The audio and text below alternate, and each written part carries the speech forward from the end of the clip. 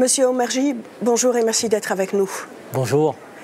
Le Parlement européen, la semaine dernière, a approuvé une résolution qui appelle l'État birman de cesser l'oppression des Rohingyas.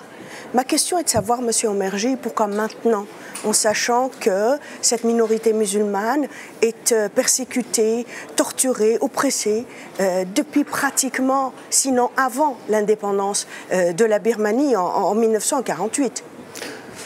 D'abord, je veux vous remercier une fois de plus de consacrer votre émission à la situation des Rohingyas. Et ce n'est pas la première fois que je suis avec vous pour en discuter.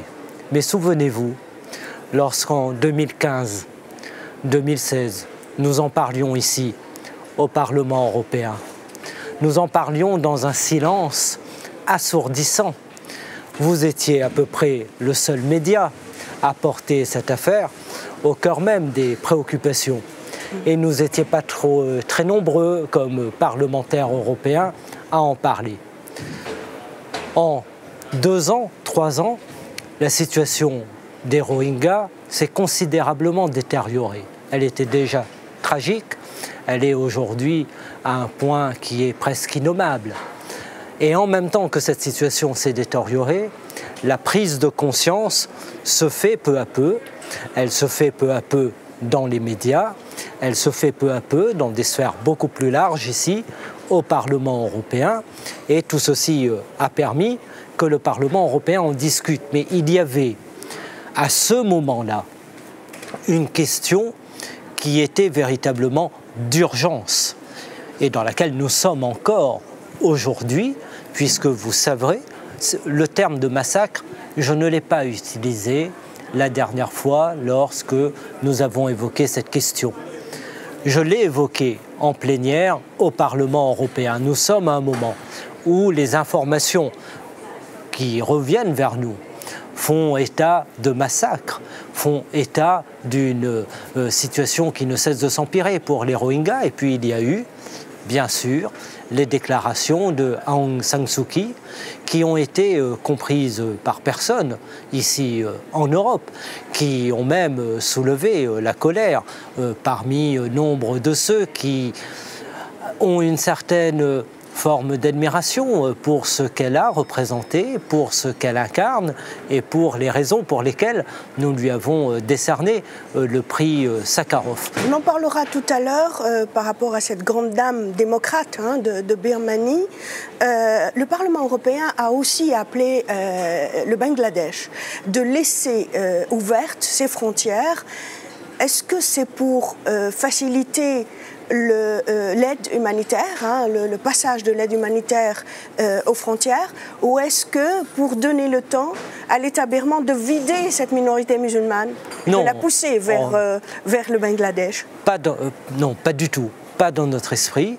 Et d'ailleurs, on est très préoccupé aussi par la difficulté pour l'État bengalais de faire face à cet afflux absolument massif des Rohingyas, à peu près 400 000 je crois, et ce n'est pas une situation facile pour l'État du Bangladesh. Donc ceci explique cela. Mais nous voulons aussi nous assurer que si les conditions venaient à être remplies pour que les Rohingyas puissent retourner en Birmanie, que cela se fasse dans les meilleures conditions et que cela surtout puisse se faire, ce qui n'est pas encore, vous en conviendrez, tout à fait le cas. Alors, revenons maintenant à Madame San Suu Kyi. Elle a reçu le prix Sakharov en 1990, en 1990 oui. Si je ne m'abuse. Vous avez appelé au retrait de ce prix si elle ne s'exécutait pas. Alors si elle ne le fait pas vraiment, et jusqu'à présent on ne l'entend pratiquement pas, est-ce que vous allez le retirer effectivement? Oui, je veux dire plusieurs choses. Premièrement, au nom de mon groupe, la Gauche unitaire européenne, j'ai déposé une résolution concernant la situation des Rohingyas et nous avons demandé un débat en plénière. Et c'est à partir de cette résolution que s'est discutée une résolution commune. Et j'ai noté combien les positions de l'ensemble des groupes politiques se sont rapprochées. Si je dis cela, et le vote, vous l'avez vu, en plénière, est un vote très large sur une proposition assez forte et assez dure contre le régime birman. Dans cette résolution, nous envisageons effectivement le retrait du prix Sakharov, comme pour la première fois, nous envisageons clairement de repenser les relations commerciales avec l'État de Birmanie, ce qui n'était pas le cas à l'époque. Si je dis cela, c'est pour que les opinions entendent qu'il y a aussi des forces européennes qui sont solidaires vis-à-vis de la minorité musulmane des Rohingyas. Car il est vrai, et souvent pour un ressenti légitime, il est considéré que parce qu'ils sont musulmans, personne ne s'en préoccupe, il peut y avoir un nettoyage ethnique, on ferme les yeux. Non, ici, au Parlement européen, nous ne fermons pas les yeux. En plénière au Parlement européen, j'ai effectivement déclamé que Aung San Suu Kyi, à mes yeux, était devenue indigne du prix Sakharov que nous lui avons décerné. Je dois dire que c'est une grande combattante pour la liberté et pour la démocratie, et qu'elle doit se hisser à la hauteur de ce qu'elle incarne. Et ses récentes déclarations, mais pas seulement ces déclarations, l'ensemble de ces non-actes sont une passivité coupable qui n'est pas à la hauteur ni d'une prix Nobel de la paix, ni d'une personnalité à qui nous avons attribué le prix Sakharov. Et effectivement, dans la résolution qui a été votée, le Parlement européen réfléchit à pouvoir lui retirer ce prix. Mais j'espère que nous n'en arriverons pas là et que précisément la pression internationale qui s'organise, qui est aujourd'hui beaucoup plus forte qu'il y a quelques années, conduira Aung San Suu Kyi à avoir des positions un peu plus conformes à ce qu'on attend d'une militante pour la liberté. Vous pourriez envisager éventuellement un ultimatum dans le cas où on ne réagit pas, hein. Ça fait quoi? Ça fait déjà une semaine que cette résolution a été approuvée. En ce moment même, une délégation du Parlement européen devait être en Birmanie. Elle a été annulée par la décision du bureau du Parlement européen, et nous envoyons ainsi un signal très fort à Aung San Suu Kyi et au gouvernement birman. Vous adhérez aussi à l'appel du retrait du prix Nobel à Mme San Suu Kyi?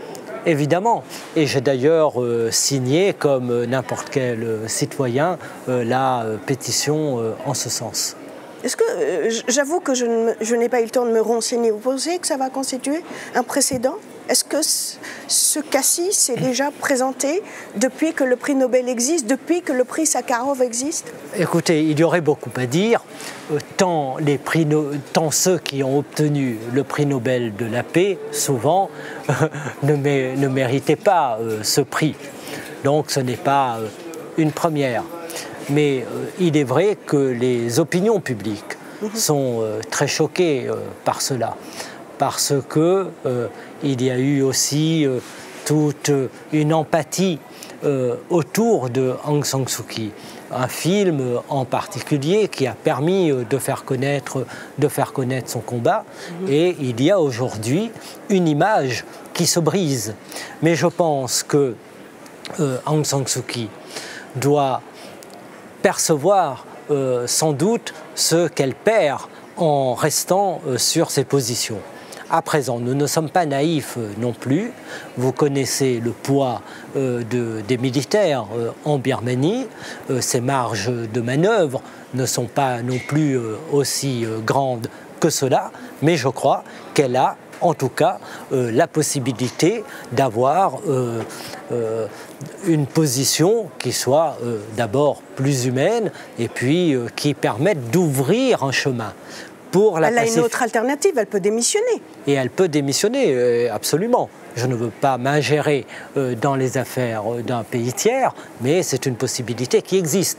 Mais je pense qu'il faut se dire que Aung San Suu Kyi peut être aussi la clé pour qu'il y ait une solution positive, parce que ce n'est pas une personne qui est totalement sourde à un certain nombre d'arguments qui peuvent être partagés avec elle. C'est pourquoi il ne faut jamais non plus couper le dialogue totalement, car on ne trouve jamais de solution lorsque tous les fils sont rompus. Le dialogue doit être maintenu, mais la pression doit être renforcée.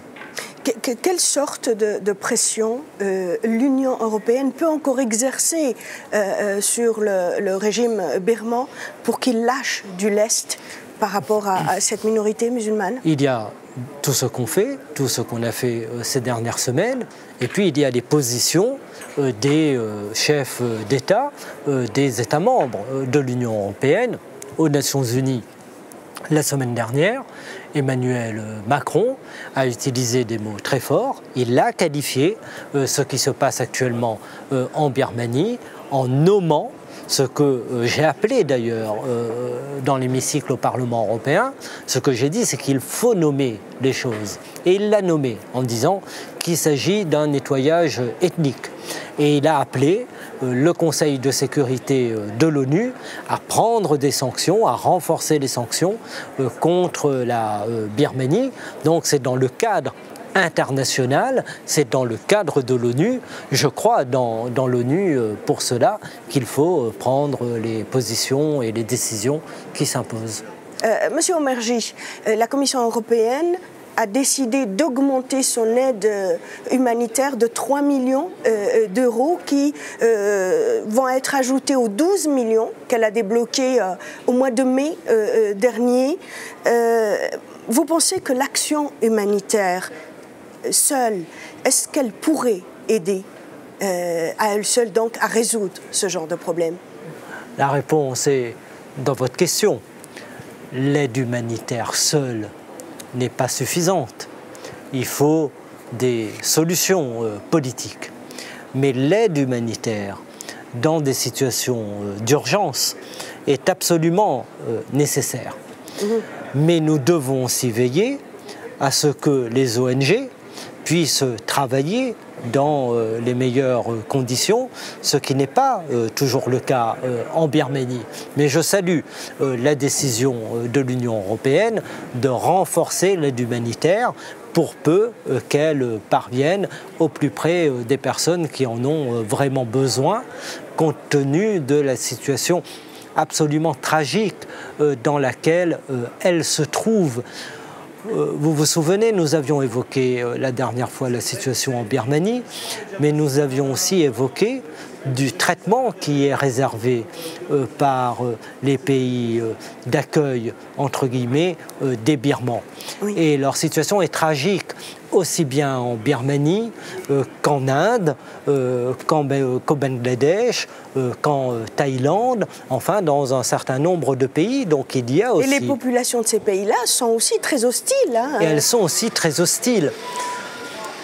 J'ai toujours fait attention à ne pas donner une connotation religieuse à ce type de problème. Je combats tous les intégrismes et il en existe dans toutes les religions. Et ici, au Parlement européen, il y a de nombreuses prises de parole très légitimes concernant l'islamisme politique. Et j'adhère à ces discours. Et je crois qu'il y a aussi un bouddhisme politique, intégriste, qui doit aujourd'hui préoccuper.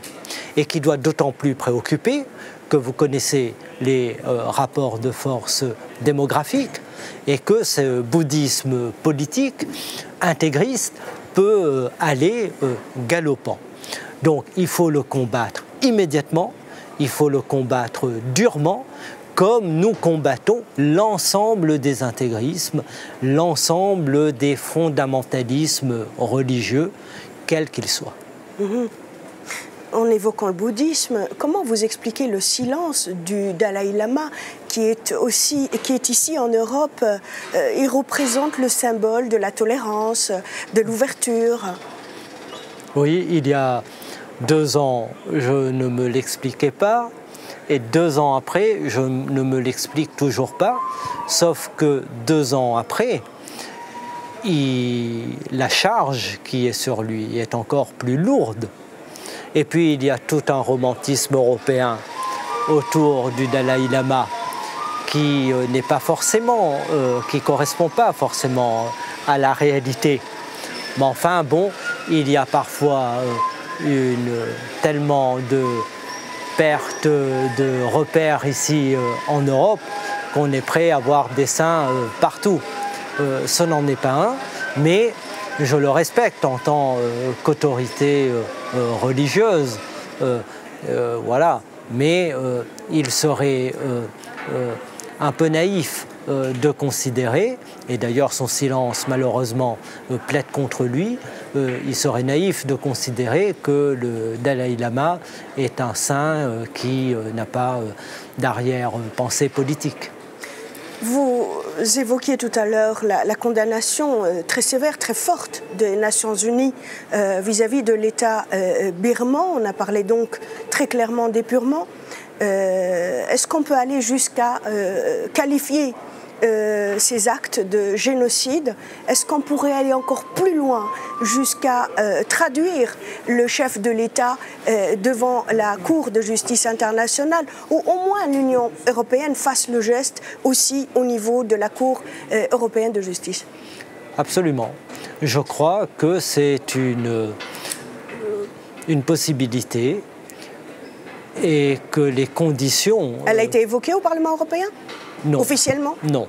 Et que les conditions pourraient être réunies pour une saisine du tribunal pénal international, puisque chacun convient qu'il s'agit d'un nettoyage ethnique, en fait, disons-le, d'un génocide. Et que quelle est la limite justement entre ce qu'on qualifie d'épurement ethnique et de génocide? Oui, en fait, ce sont des crimes de masse. C'est un crime contre l'humanité. Lorsqu'on a défini le crime contre l'humanité, il y avait un certain nombre de critères. Évidemment, il ne s'agit pas de considérer que toute l'humanité, les 7 milliards d'êtres humains sont décimés, ce n'est pas du tout ça. Bon, mais ce sont des crimes de masse qui portent atteinte aux valeurs universelles. Donc il y a un crime de masse qui est pensé, qui est organisé et qui conduit à un génocide. C'est cela, un crime contre l'humanité. Et donc, effectivement, le tribunal pénal international pourrait être saisi. Au plan financier, est-ce qu'on ne pourrait pas expliquer ce silence qui a duré depuis des décennies, hein? On le disait au début, la persécution de cette minorité musulmane ne date pas d'il y a 10 ans, oui, mais oui. De beaucoup plus loin que cela.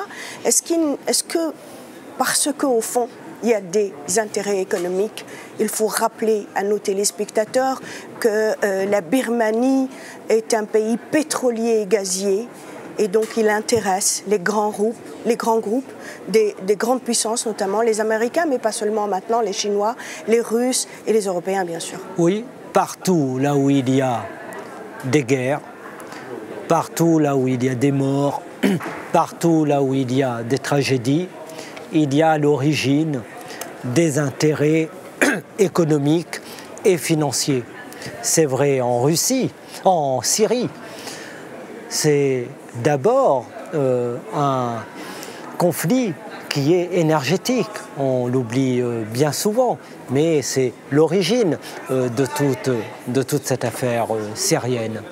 Et s'agissant de la Birmanie, la complaisance qui a existé et qui n'a que trop duré avec le régime birman est liée effectivement à l'immense richesse de ce pays et des bénéfices que nombre d'États, et en particulier de l'Union européenne, peuvent en tirer.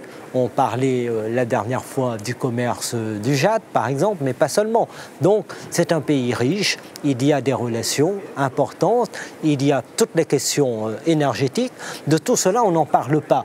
On est concentré sur les questions humanitaires, mais vous avez raison, sans doute que les lenteurs pour les prises de décision, les condamnations font que les intérêts économiques sont extrêmement puissants. Est-ce que vous discutez au Parlement européen de la remise en cause de la levée partielle, la levée commerciale partielle de l'embargo contre la Birmanie? Oui, c'est pour la première fois dans une résolution commune, nous envisageons de repenser les relations commerciales entre l'Union européenne et la Birmanie. C'est nouveau. Beaucoup au Parlement européen étaient opposés à cette possibilité-là. Ce n'est plus le cas et je crois que cela va dans le bon sens. Vous pensez que vous allez aboutir à quelque chose de concret? Et j'espère que non, puisque j'espère que la situation des Rohingyas va s'améliorer en Birmanie et qu'il s'agit de l'extrémité. Je ne suis pas un partisan de solutions extrêmes. Cela veut dire que nous aurions échoué avant. Or, l'objectif, excusez-moi, je suis un peu enrhumé, l'objectif est bien d'amener le gouvernement birman à repenser aujourd'hui cette question et à réaliser la pacification à l'intérieur de son territoire pour que la coexistence soit possible entre une minorité qui est quand même importante et la majorité bouddhiste de la Birmanie. D'autres perspectives, d'autres actes sont prévus dans les semaines, dans les mois qui vont venir par rapport à cette question? Oui, immédiatement, nous avons suspendu la mission qui devait se faire en Birmanie. L'Union européenne reste en lien avec les États membres. Il y a ce qui se fera, je le redis, au niveau du Conseil de sécurité de l'ONU, je l'espère, et puis nos services qui sont sur les questions humanitaires sont extrêmement présentes dans l'action pour porter assistance aux Rohingyas. Je dois dire qu'on peut beaucoup critiquer l'Union européenne et on a raison souvent de le faire. Je suis souvent le premier à le faire, mais nous sommes aussi les premiers à venir en aide quand bien des États qui font beaucoup de déclarations ne font strictement rien.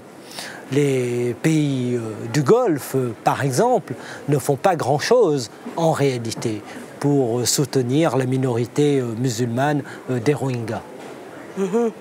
Depuis le début, on parle des actions de l'Union européenne vis-à-vis de la Birmanie, mais qu'en est-il des réactions de l'État birman vis-à-vis des propositions et des résolutions de l'Union européenne? Oui, pour le moment, il y a une forme de déni de la réalité de la part de l'État birman qui conteste les informations que nous qualifions et qui considère que finalement il n'y a pas de problème Rohingya pour résumer. Et la déclaration de Aung San Suu Kyi va dans ce sens, puisqu'il considère que nous sommes manipulés et désinformés. Mais nous savons que ce sont là les méthodes et les discours de tous les États oppresseurs. En Afrique du Sud, on tenait le même discours à l'époque.